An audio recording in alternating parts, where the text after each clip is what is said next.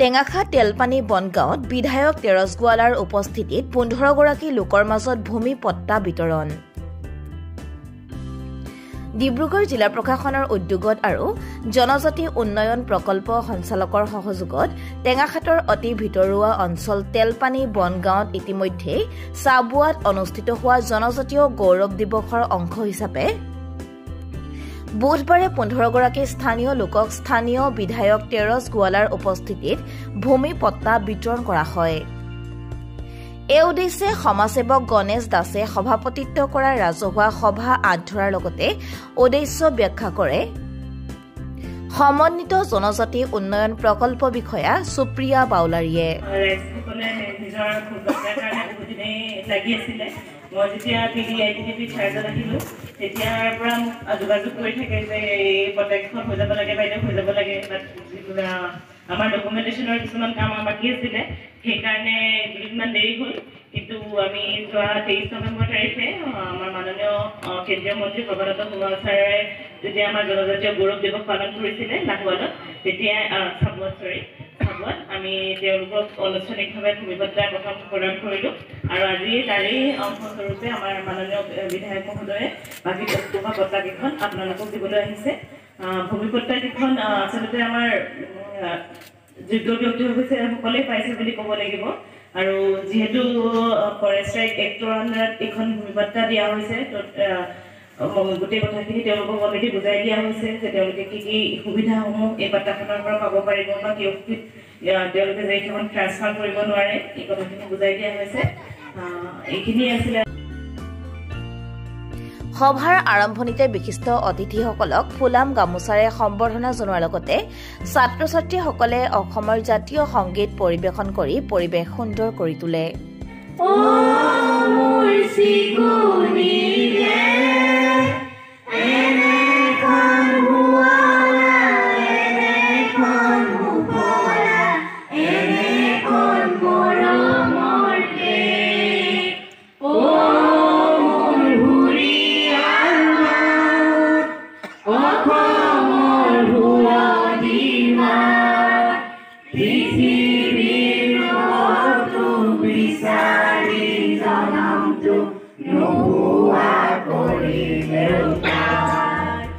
সভাত দুলিয়াজান বিধানসভা সমষ্টিৰ বিধায়ক তেৰছ গোৱালা, টেঙাখাট ৰাজচক্ৰ বিষয়া কুলভূষণ পেগু, আঞ্চলিক বন বিষয়া ৰবীন সোণোৱাল, ডেপুটি ৰেঞ্জাৰ প্ৰশান্ত হাজৰিকা, ITDPৰ সভানেত্ৰী স্বৰ্ণ সোণোৱাল, সমাজসেৱক হিৰণ্য সোণোৱাল, তেলপানী খণ্ড বন বিষয়া আলতাফ খানৰ লগতে বহুকেইজন গণ্যমান্য ব্যক্তি উপস্থিত থাকি পট্টাসমূহ বিতৰণ কৰে।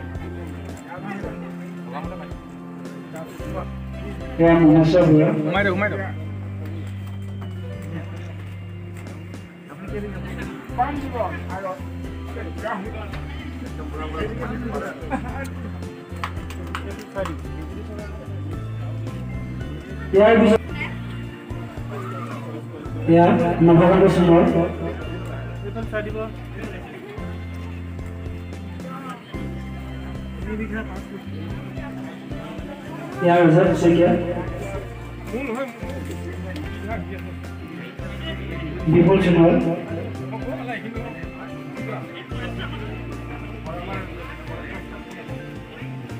ইয়াৰ পিছত দিলীপ শইকীয়া,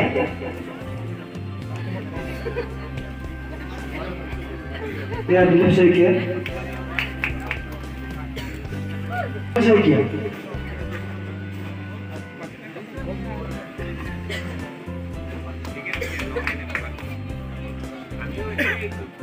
মোলাৰাম সোণোৱাল।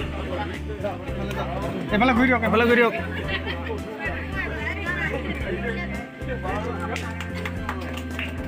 চক দুলীয়াজান বিধানসভা সমষ্টিৰ অতি ভিতৰুৱা অঞ্চল, য'ত বাট পথকে ধৰি বিভিন্ন সা সুবিধাৰ পৰা বহুত দূৰত থকা এখন গাঁও আছিলে তেলপানী বন গাঁও। মই বিধায়ক হোৱাৰ পিছত ইয়াৰ আন্তঃগাঁথনি অন্যান্য উন্নয়নৰ লগতে ইয়াৰ বহুকেইগৰাকী সোণোৱাল কছাৰীৰ লোক যুগ যুগ ধৰি ফৰেষ্ট লেণ্ডত বসবাস কৰি আছিলে, কিন্তু মাটিৰ আবণ্টন পোৱা নাছিল। ইয়াৰ বহুকেইগৰাকী ৰাইজ ইয়াত দাবী সমিতিৰ প্ৰচেষ্টাত মোৰ ওচৰতো গৈছিল, চৰকাৰৰ ওচৰতো দৃষ্টিগোচৰ কৰিছিল। অৱশেষত মাননীয় মুখ্যমন্ত্ৰী ডক্টৰ হিমন্ত বিশ্ব শৰ্মা ডাঙৰীয়াৰ সবল আৰু কঠোৰ পদক্ষেপত আমাৰ ফৰেষ্ট ডিপাৰ্টমেণ্টৰ পৰা কিছু নৰ্মেল কৰি আজি প্ৰায় 30গৰাকী সোণোৱাল কছাৰী লোকক আমি মাটিৰ আবণ্টন দিছোঁ। যোৱা 23 নৱেম্বৰ তাৰিখে চাবুৱাত অনুষ্ঠিত হোৱা জনজাতীয় গৌৰৱ দিৱসত আনুষ্ঠানিকভাৱে যদিও আৰম্ভ কৰিছিল, আমি কিন্তু আজি ইয়াত সকলোকে 15টা পটাত 30গৰাকী সোণোৱাল কছাৰীৰ লোকক আজি মাটিৰ আবণ্টন দিছোঁ, পটা দিছোঁ। মই আজি গৌৰৱ অনুভৱ কৰিছোঁ, মোক ভাল লাগিছে যে অন্ততঃ খিলঞ্জীয়া লোক আজি মাটি পাবলৈ সমৰ্থ হৈছে। স্বাধীনতাৰ 75 বছৰ পিছত সোণোৱাল কছাৰীৰ লোকসকলে মাটি নোপোৱাটো কিমান দুৰ্ভাগ্যৰ কথা হ'ব পাৰে। আজি এইটো নিশ্চয় ময়ো এগৰাকী জনপ্ৰতিনিধি হিচাপে ইয়াৰ ৰাইজৰ সহযোগত এইটো কৰিবলৈ সমৰ্থ হৈছোঁ। মই ITDPৰ সকলো বিষয়ববীয়াসকলক আমাৰ ধন্যবাদ জনাইছোঁ, আমাৰ ডিষ্ট্ৰিক্ট কমিশ্যনাৰকো ধন্যবাদ জনাইছোঁ আৰু সকলোৰে সহযোগত আজি দিবলৈ সমৰ্থ হৈছোঁ।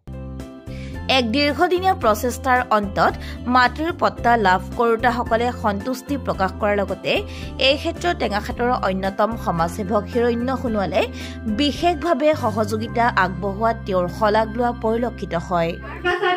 সমাজসেৱক তথা হিৰণ্য সোণোৱাল তেখেত আমাৰ বাবে এই পানী বন গাঁৱৰ ভূমি পট্টা বিতৰণৰ বাবে আমাৰ পাবৰ বাবে তেখেতে আমাক বহুত কষ্ট কৰিছে।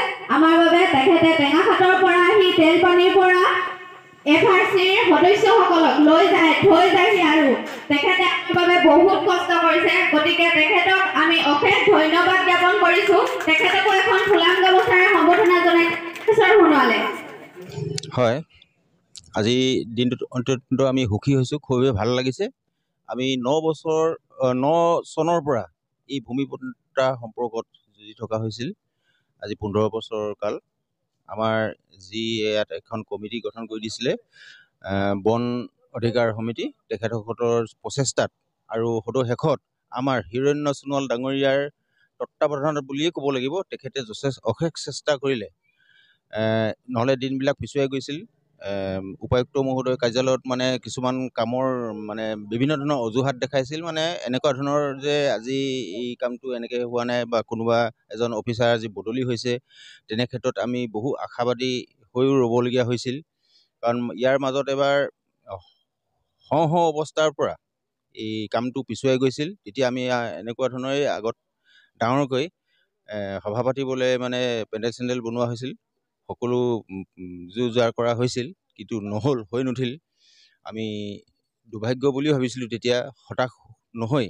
এই ক্ষেত্ৰত আমি যথেষ্টখিনি ৰাইজৰো অৱদান আছে আৰু আমি এৰা ধৰা মনোভাৱ নলৈ আমি পুনৰ গতিত এইখিনি লাগি থকা হৈছিল। তথাপিও শেষ মুহূৰ্তত আমাৰ হিৰণ্য সোণোৱাল ডাঙৰীয়াই তেখেতে বিভিন্ন ধৰণৰ কষ্ট কৰি আমাৰ মাননীয় কৃষিমন্ত্ৰী অতুল বৰা ডাঙৰীয়াৰ লগতো লগ কৰি তেখেতৰ পৰা দিহা পৰামৰ্শ বা কিবা কামৰ ক্ষেত্ৰত যিখিনি অৱদান আনিলে, তেখেতৰ জৰিয়তে এইখিনি হ'ল বুলি আমি তেখেতক আমাৰ ফালৰ পৰা তেলপানী সোণোৱাল ৰাইজৰ হৈ ধন্যবাদ জ্ঞাপন কৰিছোঁ। আজি অনুষ্ঠানত আপোনাৰ লগতে কিমানজনে পটা লাভ কৰিছে? আমাৰ 15জনে, প্ৰায় আমি 39 ঘৰ ৰাইজ আছোঁ।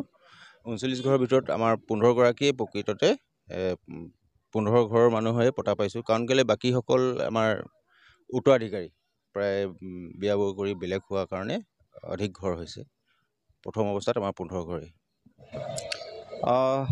এই ৰাইজৰ মানে মাটি পট্টাটো আজি প্ৰায় 15 বছৰে হ'ল। তেখেতলোকে এপ্লাই কৰিছিলে, পোৱা নাছিলে।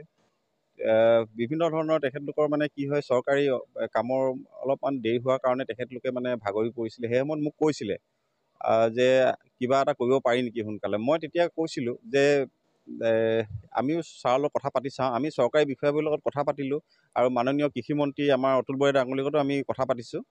আৰু মুখ্যমন্ত্ৰীও কৈ থৈছিলে যে কিবা যদি অসুবিধা হয় আমাৰ মাননীয় কৃষিমন্ত্ৰীৰ লগত কথা পাতিবৰ কাৰণে মই তেখেতৰ লগত পাতিলোঁ।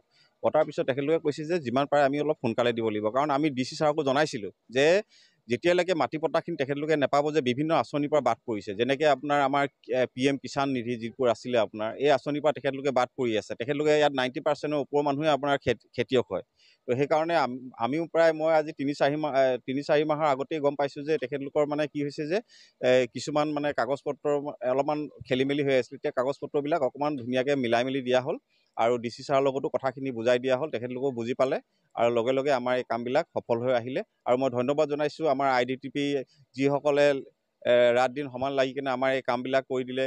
আজি আমাৰ আপোনাৰ চক্ৰ বিষয়া আহিলে, তেখেতলোককো আমি ধন্যবাদ জনাইছোঁ আৰু বিভিন্ন ধৰণৰ আমাৰ ৰাইজে আজি ধৰক সহায় সহযোগিতা কৰাৰ কাৰণে তেখেত সকলোকে মই আন্তৰিক ধন্যবাদ জনাইছোঁ।